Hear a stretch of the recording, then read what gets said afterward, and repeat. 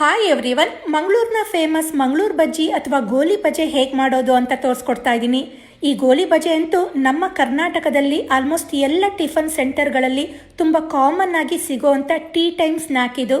ಹೊರಗಡೆಯಿಂದ ಕ್ರಿಸ್ಪಿಯಾಗಿ ಒಳಗಡೆಯಿಂದ ತುಂಬ ಫ್ಲಫಿಯಾಗಿ ಸಾಫ್ಟ್ ಆದ ಗೋಲಿ ಬಜೆ ಕಾಯಿ ಚಟ್ನಿ ಜೊತೆ ತುಂಬಾ ರುಚಿಯಾಗಿರುತ್ತೆ.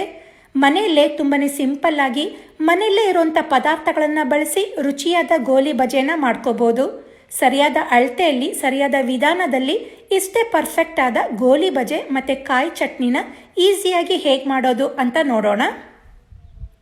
ಮೊದಲಿಗೆ ಗೋಲಿ ಬಜೆದು ಹಿಟ್ಟನ್ನು ರೆಡಿ ಮಾಡ್ಕೊಳ್ಳೋಕ್ಕೆ ಒಂದು ಮಿಕ್ಸಿಂಗ್ ಬೌಲ್ನಲ್ಲಿ 1 ಕಪ್ಪಷ್ಟು ಮೊಸರನ್ನ ತೊಗೊಂಡಿದ್ದೀನಿ. ನಂತರ ರುಚಿಗೆ ತಕ್ಕಷ್ಟು ಉಪ್ಪು, ಇದಕ್ಕೆ 1 ಟೇಬಲ್ ಸ್ಪೂನಷ್ಟು ಸಕ್ಕರೆ ಹಾಕ್ಕೊಳ್ತಾ ಇದ್ದೀನಿ. ಗೋಲಿ ಬಜೆ ಸ್ವಲ್ಪ ಸ್ವೀಟ್ ಇದ್ರೇ ರುಚಿ ಜಾಸ್ತಿ. ಹಾಗೆ ಅರ್ಧ ಟೀ ಸ್ಪೂನಷ್ಟು ಅಡಿಗೆ ಸೋಡಾ, ನಂತರ 2 ಟೀ ಸ್ಪೂನಷ್ಟು ಎಣ್ಣೆ ಹಾಕಿ ಇದನ್ನು ಚೆನ್ನಾಗಿ ಬೀಟ್ ಮಾಡಿ ಇಟ್ಕೊಳ್ಬೇಕು. ಈಗ ನಾನು ಮೊಸರನ್ನ ಬರೀ 1 ಕಪ್ಪಷ್ಟು ಹಾಕಿದ್ದೀನಿ. ಮೈದಾ ಹಿಟ್ಟನ್ನು ಕಲಿಸ್ಕೊಳ್ಬೇಕಾದ್ರೆ ಇನ್ನರ್ಧ ಕಪ್ಪಷ್ಟು ಸೇರಿಸ್ಕೊಳ್ತೀನಿ. ಮುಂಚೆನೇ ಹಾಕ್ಬಿಟ್ರೆ ಹಿಟ್ಟು ತೆಳು ಆಗೋ ಚಾನ್ಸಸ್ ಇರುತ್ತೆ. ಅದರಿಂದ ಕೊನೆಯಲ್ಲಿ ಹಿಟ್ಟಿನ ಕನ್ಸಿಸ್ಟೆನ್ಸಿ ನೋಡಿ ಹಾಕ್ಕೊಳ್ತೀನಿ. ಇದನ್ನು ಚೆನ್ನಾಗಿ ಬೀಟ್ ಮಾಡ್ಕೊಂಡ್ಮೇಲೆ ಇದಕ್ಕೆ 2 ಕಪ್ಪಷ್ಟು ಮೈದಾ ಹಾಕ್ಕೊಳ್ತಾ ಇದ್ದೀನಿ. ಬರೀ ಮೈದಾ ಹಾಕಿದ್ರೆ ಗೋಲಿ ಬಜೆ ಒಳಗೆ ಟೊಳ್ಳು ರೀತಿ ಇರುತ್ತೆ. ಅದರಿಂದ ಮೈದಾ ಜೊತೆ 2 ಟೇಬಲ್ ಸ್ಪೂನಷ್ಟು ಅಕ್ಕಿ ಹಿಟ್ಟನ್ನು ಹಾಕ್ಕೊಂಡ್ರೆ ಗೋಲಿ ಬಜೆದು ಒಳಗೆ ತುಂಬಿದ ಹಾಗೆ ಇರುತ್ತೆ. ಇದನ್ನೀಗ ನೀಟಾಗಿ ಮಿಕ್ಸ್ ಮಾಡ್ಕೊಳ್ಳೋಣ.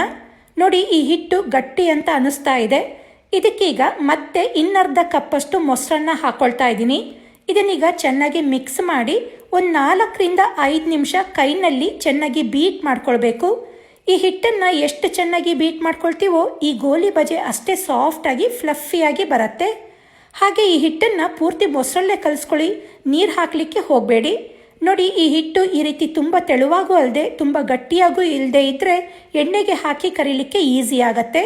ತುಂಬ ತೆಳು ಆಯಿತು ಅಂದರೆ ಗೋಲಿ ಬಜೆ ಶೇಪ್ ಬರಲ್ಲ.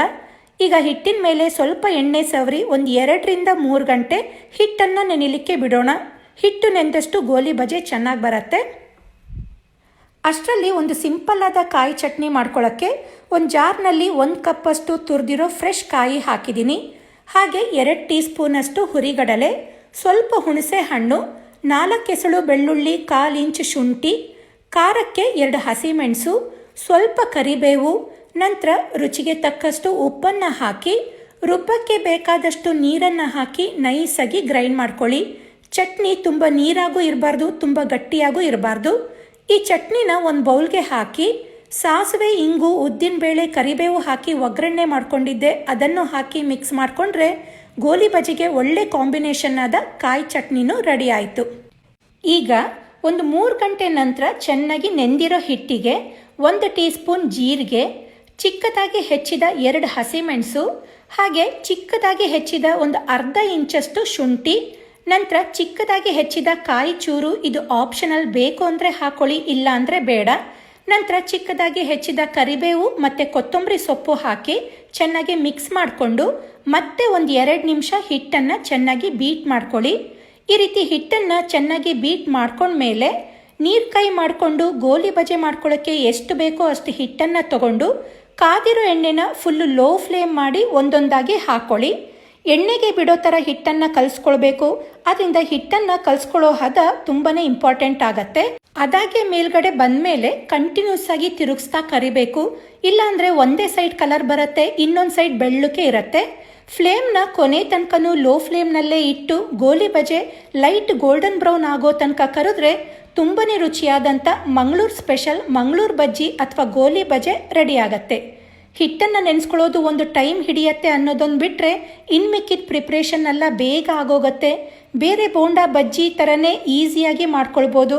ಖಂಡಿತ ನೀವು ಕೂಡ ಮನೆಯಲ್ಲಿ ಟ್ರೈ ಮಾಡಿ ಹೇಗಿತ್ತು ಅಂತ ಕಮೆಂಟ್ ಮಾಡಿ ತಿಳಿಸಿ. ಈ ಗೋಲಿ ಬಜೆ ರೆಸಿಪಿ ನಿಮಗೆ ಇಷ್ಟ ಆಗಿದ್ದರೆ ವಿಡಿಯೋಗೆ ಲೈಕ್ ಕೊಡಿ, ಶೇರ್ ಮಾಡಿ, ನನ್ನ ಚಾನಲ್ನ ಸಬ್ಸ್ಕ್ರೈಬ್ ಮಾಡ್ಕೊಳ್ಳಿ. ಇನ್ನೂ ಇದೇ ರೀತಿಯಾದ ಈಸಿ ರೆಸಿಪಿಗಳಿಗೆ ನನ್ನ ಯೂಟ್ಯೂಬ್ ಚಾನಲ್, ಫೇಸ್ಬುಕ್ ಪೇಜ್ ಹಾಗೆ ಇನ್ಸ್ಟಾಗ್ರಾಮ್ ಅಕೌಂಟ್ನ ಫಾಲೋ ಮಾಡೋದನ್ನು ಮರಿಬೇಡಿ. Thank you.